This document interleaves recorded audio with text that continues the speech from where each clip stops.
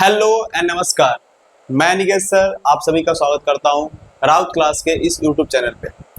इस video lecture में बात करें तो हम इस वीडियो लेक्चर में देखेंगे जो आपका चैप्टर सेकेंड है केमिस्ट्री का सॉल्यूशन, उसके कुछ एमसीक्यू जो आपके बोर्ड एग्जाम के लिए महत्वपूर्ण है।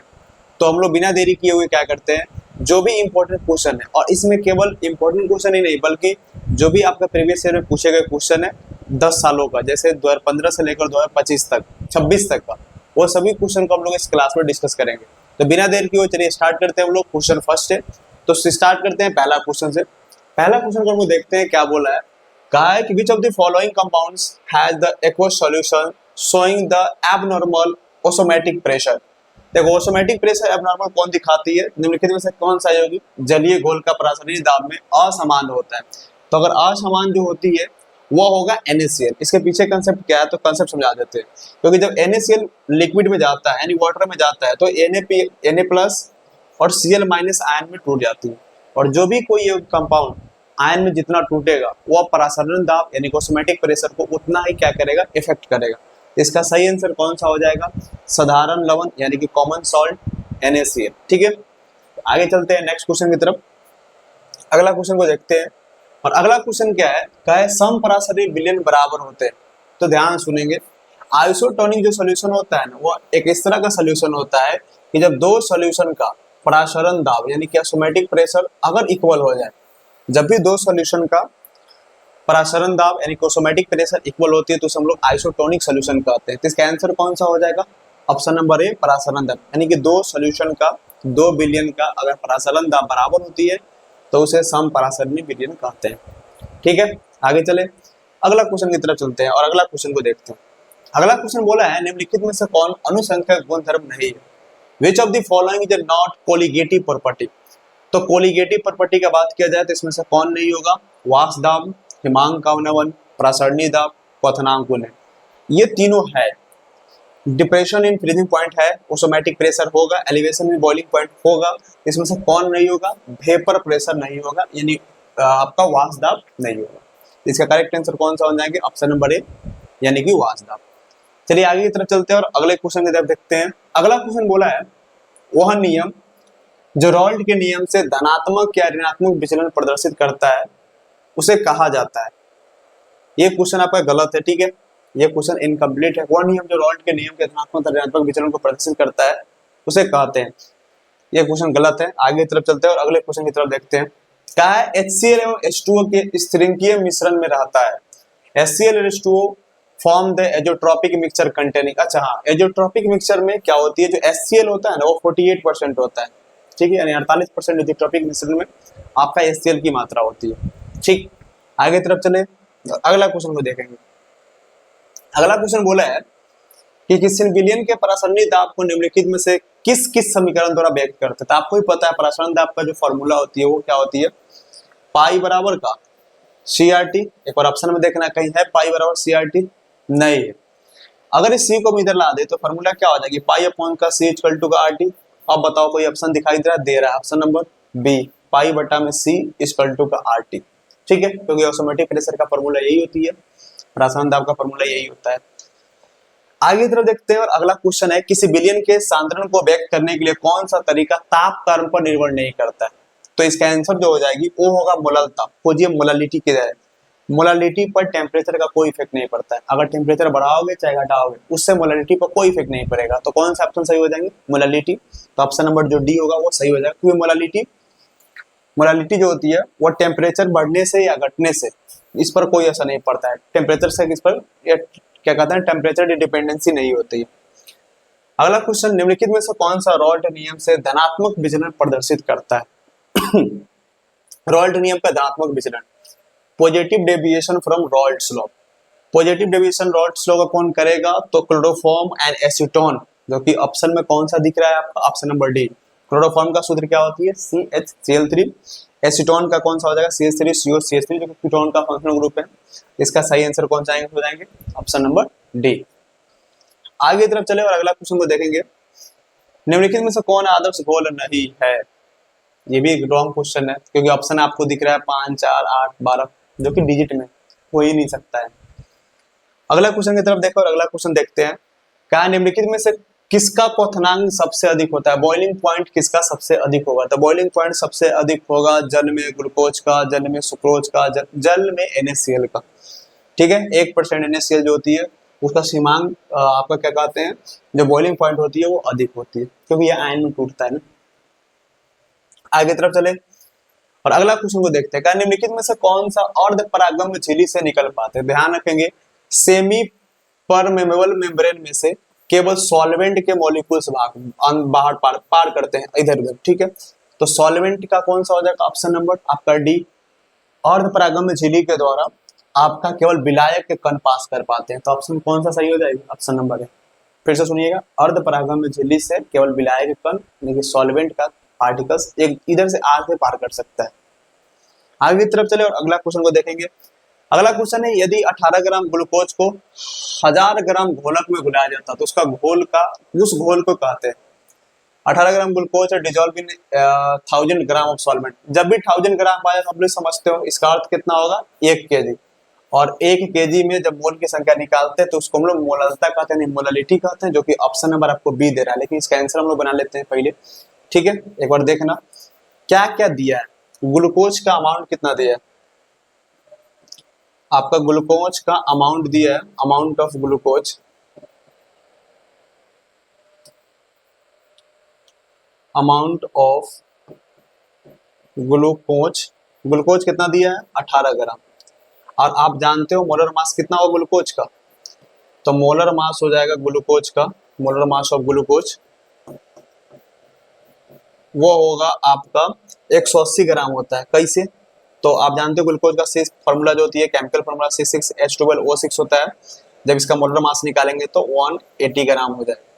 अब निकाल लेते हैं इसका नंबर ऑफ मोल्स। तो नंबर ऑफ मोल्स कितना हो जाएंगे? तो नंबर ऑफ मोल्स हो जाएंगे, कितना ग्राम आपके पास ग्लूकोज था? 18 ग्राम। ठीक है, उसका मोलर मास ग्लूकोज का कितना हो जाएगा? 180 ग्राम। जब आप डिवाइड करोगे तो ये कट जाएगा आपका 1/10 यानी कि 0.1 मोल में। ठीक है, अब क्या करना है आपको? मोलालिटी निकालना है ना। तो मोलालिटी का फॉर्मूला क्या होती है? तो मोलालिटी का फॉर्मूला होता है जितना नंबर ऑफ मोल आया है ना, नंबर ऑफ मोल कितना है? 0.1। इसमें आप डिवाइड कर दो 1 kg से। ठीक है, तो कितना हो जाएगा? 0.1 ही रह जाएगा। तो ऑप्शन नंबर कौन सा सही हो जाएगा? 1। ठीक है, देख लो सोल्यूशन इसका एक और। इसका ऑप्शन कौन सा सही हो जाएगा? 0.1 मोलर। ठीक है, आगे बढ़ा जाए, अगला क्वेश्चन की तरफ चलते हैं और अगला क्वेश्चन को देखते हैं। निम्नलिखित में से किसका हिमांक अवनमन अधिकतम होता है? हिमांक अवनमन सबसे अधिक किसमें होगा? इसमें 2 आयन टूटेंगे, इसमें 2 1 3 4 इसमें हो जाएगा। K2SO4 में ज्यादा हो जाएगा, क्योंकि इसके आयन की संख्या हो जाएगा टोटल 3, और जिसकी आयन की संख्या ज्यादा होती है उसका हिमांक अपनमन उतना ही अधिक होता है। तो ऑप्शन का कौन सा सही हो जाएगा? K2SO4। आगे तरफ चले और अगला क्वेश्चन बोला है, विलयन में अनुसंख्यक गुणधर्म का उदाहरण है। कोलिगेटिव प्रॉपर्टी का उदाहरण कौन सा है? घनत्व, द्रव्यमान, तापमान, क्वथनांक, अवनमन। Depression of the boiling point इसका सही हो जाएंगे। ठीक है, आंसर डेंसिटी नहीं होगा, मास नहीं होगा, टेम्परेचर नहीं होगा। आप भी जानते हो कोलिगेटिव प्रॉपर्टी 4 तरह के होते हैं ना। एक होती है आपका elevation in boiling point, depression in freezing point, automatic pressure, और एक होता है आपका कौन सा?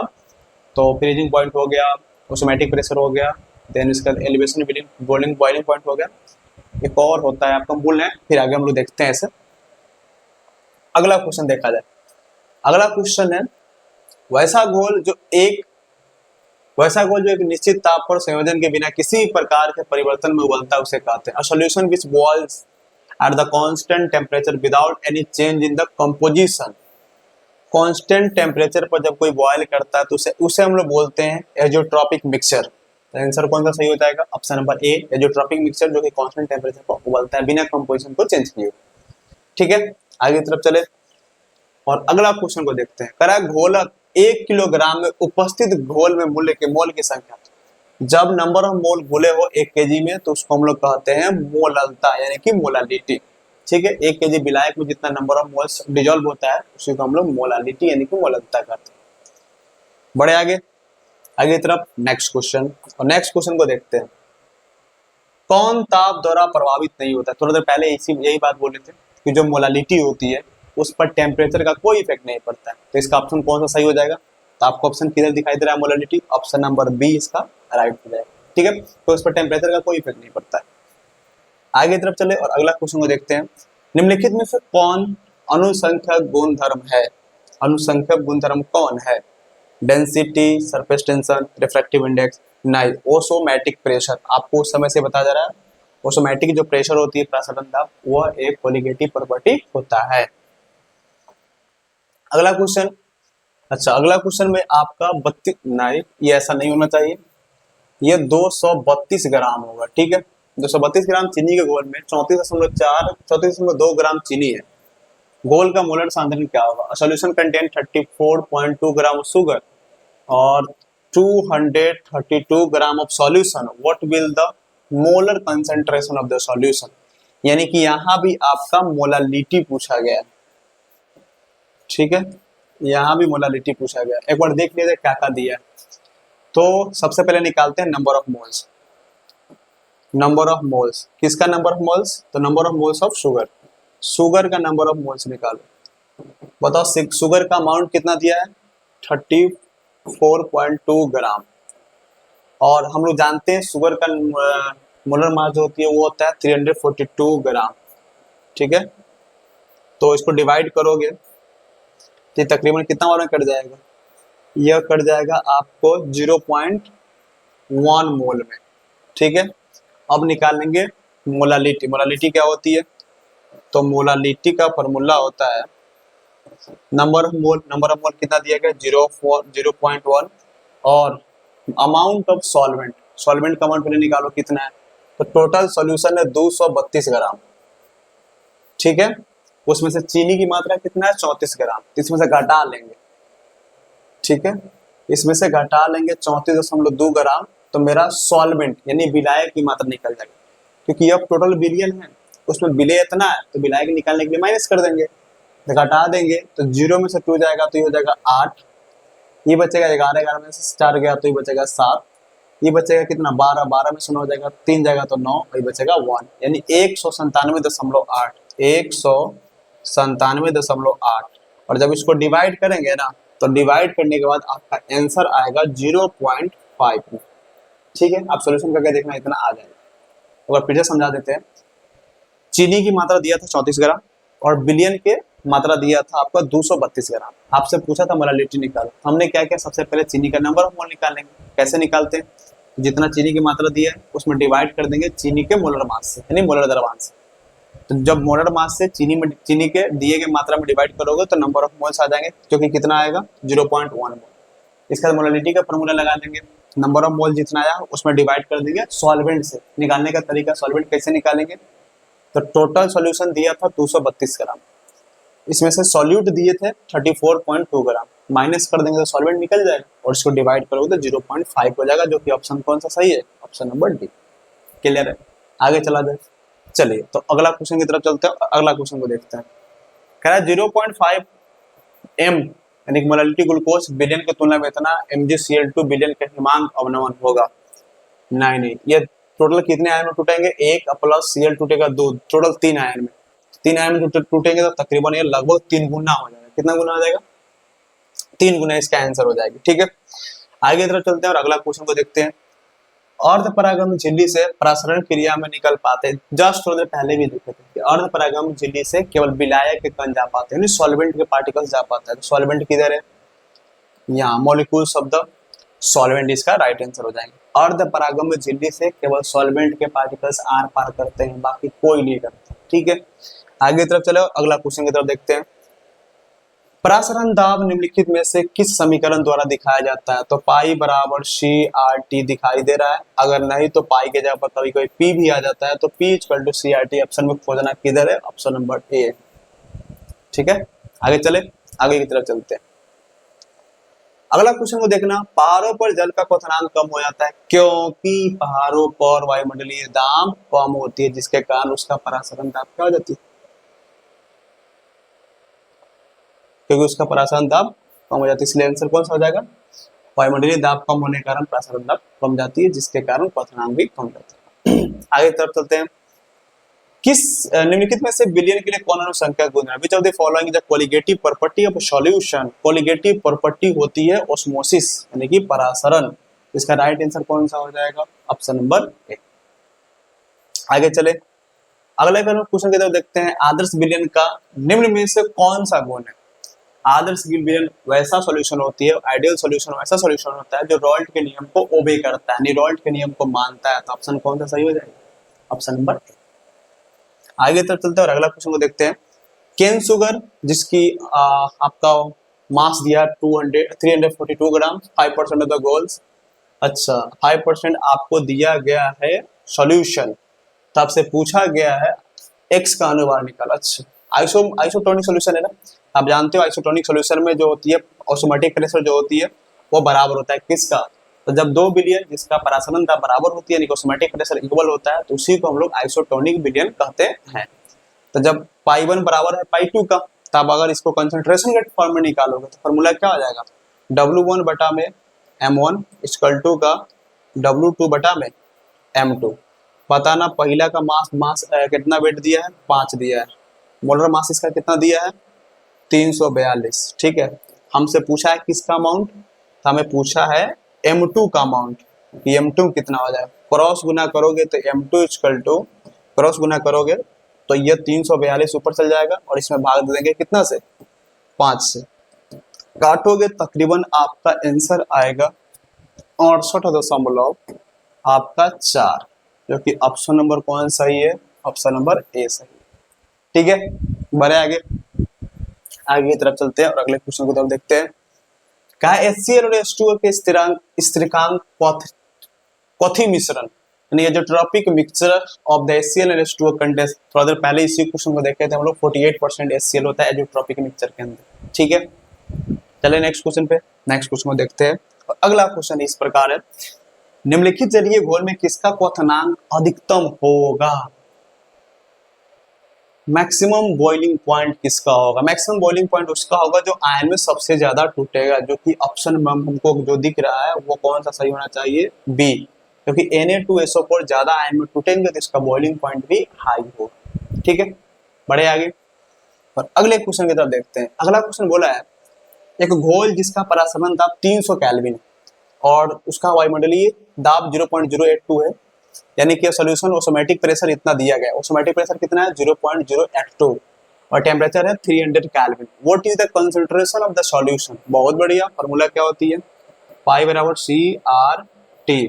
कंसंट्रेशन पूछा नहीं, सी का वैल्यू पूछा है, तो सी को रख लेंगे तो फार्मूला हो जाएगी पाई अपॉन का RT। पाई का वैल्यू बोलो कितना दिया है? पाई का वैल्यू दिया है 0.00, सॉरी पाई का वैल्यू दिया है 0.082, डिवाइड कर देंगे आर का वैल्यू, आर को हम लोग कहते हैं गैस कांस्टेंट, और गैस कांस्टेंट का वैल्यू होती है 0.082, इसका ही वैल्यू होता है। टेम्परेचर 300 केल्विन दिया है, यहाँ से सॉल्यूशन करोगे तो सी का वैल्यू निकल जाएगा, इससे ये कैंसिल आउट हो जाएगी, तो ये जाएगा 1/300 बराबर का सी, डिवाइड करोगे तो तकरीबन आ जाएगा 33.33, वो भी पॉइंट में। तो इसका राइट आंसर क्या हो जाएगा? 0.033 M, जो कि ऑप्शन नंबर कौन दिखाई दे रहा है? ऑप्शन नंबर डी दिखाई दे रहा है। तो इसका राइट आंसर कौन सा हो जाएगा? 0.033। ठीक है, आगे तरफ चलते हैं, अगला क्वेश्चन को देखते हैं। किसी बिलियन के 200 ml में 2 ग्राम NaOH है, तो बिलियन की मोलारता ज्ञात कीजिए, मोलालिटी। तरीका फिर से वही, सबसे पहले निकालो number of moles. Number of moles equal to number of mole कितने हो जाएंगे? कितना ग्राम NaOH है? 2 ग्राम, और NaOH का मोलर मास कितना होता है? 40 ग्राम। ठीक है, ग्राम से ग्राम कैंसिल हो जाएगा, ये हो जाएगा 1/20। इसको काटोगे तकरीबन तो कितना बार में कट जाएगा? 0.5 बार में। ठीक है, ठीक नहीं 0.05 बार में कटेगा। ठीक है, अब क्या करना है, आपके पास क्या दिया हुआ है? सॉल्यूशन का अमाउंट कितना था? अमाउंट ऑफ सॉल्यूशन मतलब बिलियन का मात्रा कितना दिया है, तो अमाउंट ऑफ सॉल्यूशन दिया है वह है 200 मिलीलीटर। इस मिलीलीटर को लीटर में कन्वर्ट करो, तो जब लीटर में कन्वर्ट करेंगे तो कितना हो जाएगा? 0.2 लीटर, क्योंकि इसमें 1000 से डिवाइड करेंगे, इतना लीटर हो गया। अब निकाल लो मोलालिटी, सॉरी मोलालिटी बोल रहे हैं, मोलारिटी निकालो, मोलारता निकालो। मोलारता निकालने के लिए आपका मोल कितना आया है? 0.05, इसमें डिवाइड करना है 0.2 से। जब काटोगे तो ये टोटल कट जाएगा आपका 0. तकरीबन कितना से कटेगा ये? आपको कटेगा ये 0.5 से, 2.5 नहीं 0.25 से। तो इसका आंसर राइट कौन सा हो जाएगा? Option number A 0.25। ठीक है, एक बार देख लेना इसका आंसर। ठीक, आगे चलते हैं आगे की तरफ नेक्स्ट क्वेश्चन पे। और नेक्स्ट क्वेश्चन इस तरह से देखेंगे एक बार, किसी विलयन का वह घटक जिसकी मात्रा अधिक होती है कहलाता है। A component of a solution which is present in the large amount is called. Solution के अंदर जिसकी मात्रा अधिक होती है उसे सॉल्वेंट कहते हैं, जो कि ऑप्शन नंबर बी है। और सॉल्यूशन में जिसकी मात्रा कम होती है उसे सॉल्यूट कहते हैं। आगे तरफ चले और अगला क्वेश्चन को देखना, निम्नलिखित में से कौन समांगी विलयन है? Homogeneous solution. होमोजेनियस सॉल्यूशन इसमें कौन सा हो जाएगा? तो नमक और जल का जो मिक्सचर होती है वो होमोजेनियस सॉल्यूशन का एग्जांपल होता है। आगे तरफ चले, अगला क्वेश्चन, मोल अंश का मात्रक। मोल अंश का कोई मात्रक नहीं होता, क्योंकि ऊपर भी नंबर ऑफ मोल होते हैं, नीचे भी नंबर ऑफ मोल होते हैं। नंबर ऑफ मोल से number of mole cancel out, इसीलिए इसका कोई मात्रक नहीं होता है। चलिए आगे तरफ चलते हैं और अगला क्वेश्चन को देखते हैं। मोलरता तापमान बढ़ने पर, तापमान बढ़ने पर मोलरता पर क्या असर पड़ेगी? मोलारिटी बोला है ना, तापमान बढ़ाओगे तो मोलारिटी भी बढ़ जाएगी। ठीक है, बढ़ती है। ठीक है, आगे चलते हैं और अगला क्वेश्चन है, मोललता मोलालिटी तापमान बढ़ने पर ना आए। मोलालिटी पर तापमान का कोई असर नहीं पड़ता है, टेम्परेचर का कोई इफेक्ट नहीं पड़ता है। इसका राइट आंसर कौन सा हो जाएगा? यह अपरिवर्तित रहेगी, थोड़ा भी चेंज नहीं होगा। अगला क्वेश्चन कह रहा है, हेनरी का नियम किससे संबंधित है? हेनरी का नियम है, जब कोई गैस किसी लिक्विड में घुलता है तो उस पर हेनरी का नियम लागू होती है, जिसका कौन सा सही हो जाएगा? Option number B. और इसका एग्जांपल सिंपल तरीका है, कोल्ड ड्रिंक्स के अंदर जो कार्बन डाइऑक्साइड को डाला जाता है वो हेनरी के नियम के द्वारा ही डाला जाता है। वो कोल्ड ड्रिंक्स में आपको कोई भी सॉफ्ट ड्रिंक हो सकते हैं, Pepsi, Coca Cola, Thums Up, कोई भी हो सकता है, उसमें कार्बन डाइऑक्साइड को डालने के लिए कौन सा नियम? हेनरी का नियम का उपयोग करते हैं। आगे तरफ चलते हैं, अगला क्वेश्चन है, हेनरी नियतांक बढ़ने से गैस की विरियता। हेनरी नियतांक बढ़ने से गैस की विरियता आप भी जानते हो क्या होती है फॉर्मूला? KH होता है ना, यही ना फॉर्मूला होती है। तो अगर हम x का वैल्यू निकालें, KH का वैल्यू निकालें, KH का वैल्यू निकालें, तो KH का वैल्यू निकालते हैं तो यह जो होगा इनवर्सली प्रोपोर्शनल हो जाएगा 1/x के। ठीक है, तो इसका अर्थ है कि अगर इसको बढ़ाओगे, यानी हेनरी नियतांक को बढ़ाओगे तो x का वैल्यू घट जाएगा। तो इसका आंसर क्या होना चाहिए? घटती है। हेनरी नियतांक बढ़ाने पर गैस की विरियता घटती है। आगे चले और अगला क्वेश्चन की तरफ चलते हैं, कार्बोनेटेड पेय की बोतल खोलने पर बुलबुले निकलने का कारण है। Reason for the ebullition of bubbles when a bottle of the carbonated drinks is open. जब कार्बोनेटेड पेय बोतल की, मतलब कहने का मतलब जो सॉफ्ट ड्रिंक की बोतल खोलने पर उसमें से गैस निकलती है बाहर की तरफ, वो किसके कारण निकलती है? हेनरी के नियम के कारण। क्योंकि आप जानते हो हेनरी के नियम का उपयोग करके हम लोग क्या करते हैं, उस बोतल के अंदर कार्बन डाइऑक्साइड को डालते हैं। ठीक है, इसलिए कौन सा नियम हो जाएगी? Henry loss. आदर्श विलयन वह है जो रॉल्ट का नियम पालन करता है, ओबे द रॉल्ट्स लॉ, पढ़े हैं थोड़ा देर पहले। अगला क्वेश्चन, कौन आदर्श विलयन का उदाहरण है? आदर्श विलयन का, which of the following is the example of the ideal solution? Benzene and टॉलिन, acetone and chloroform, ethanol and water, HCl and water. मेरे अनुसार टॉलिन एंड बेंजीन होना चाहिए, जो कि आपका आइडियल सॉल्यूशन का एग्जांपल होगा। ठीक है, आगे तरफ चलते हैं और अगला क्वेश्चन को देखना, धनात्मक विचलन में क्या होती है? पॉजिटिव डेविएशन में क्या होगा? सिंपल सा बात है, धनात्मक विचलन में क्या होगी? वाष्प दाब अपेक्षा से अधिक बढ़ जाएगा, क्योंकि धनात्मक हो रहा है, पॉजिटिव डेविएशन हो रहा है तो बढ़ जाएगा। आगे तरफ चले और अगला क्वेश्चन क्या है, ऋणात्मक विचलन में क्या होगा? सिंपल सा बात है, निगेटिव डेविएशन है तो इसकी वाष्प दाब क्या हो जाएगी? ज्यादा से एक कम जाएगा। ठीक है, चले आगे, अगला क्वेश्चन है, रॉल्ट का नियम किससे संबंधित है? परासरण दाब से, वाष्प दाब से, पृष्ठ तनाव से, सहनता से। तो रॉल्ट का नियम संबंधित है वेपर प्रेशर से, यानी कि वाष्प दाब से। ठीक है, अगला क्वेश्चन और अगले क्वेश्चन को देखते हैं, कह रहा है निम्न में से कौन अनुसंख्यक गुणधर्म कोलिगेटिव प्रॉपर्टी नहीं है? तो नहीं कौन सा होगा? ये तो है आपका relative loading in the vapour pressure है, एलिवेशन इन बॉइलिंग पॉइंट है, डिप्रेशन इन फ्रीजिंग पॉइंट। इसमें विस्कोसिटी नहीं होगा, सहनता नहीं अनुसंख्यक गुणधर्म। आगे तरफ चले और अगला क्वेश्चन को देखते हैं, क्वथनांक में वृद्धि किस कारण से होती है? Elevation in boiling point occur due to addition of non volatile solute. ये बात सही है, वह अस्थिर पदार्थ मिलाने से क्या होती है, उसमें क्वथनांक में वृद्धि हो जाता है, बॉइलिंग पॉइंट बढ़ जाती है। इसका राइट आंसर कौन सा होगा? Addition of non volatile solute. आगे तरफ चले, अगला क्वेश्चन, क्वथनांक में अवनमन का उपयोग किया जाता है एंटी फ्रीज में। इसमें क्या होते हैं, एंटीफ्रीज में हम लोग क्वथनांक करें, सॉरी गलनांक, यानी कि डिप्रेशन इन फ्रीजिंग पॉइंट का प्रयोग हम लोग एंटीफ्रीज में करते हैं। ठीक है, आगे तरफ चलो, अगला क्वेश्चन को देखेंगे। परासरण में विलायक का प्रभाव होता है। ऑस्मोसिस में जो सॉल्वेंट होती है वो क्या होती है, तनु विलयन यानी डाइल्यूट सॉल्यूशन से कंसंट्रेट सॉल्यूशन की तरफ जाता है। तो इसका आंसर कौन सा सही हो जाएगा, ऑप्शन नंबर ए। ठीक है, तनु विलयन से शांत विलयन की तरफ जाता है, कब, परासरण की क्रिया के दौरान।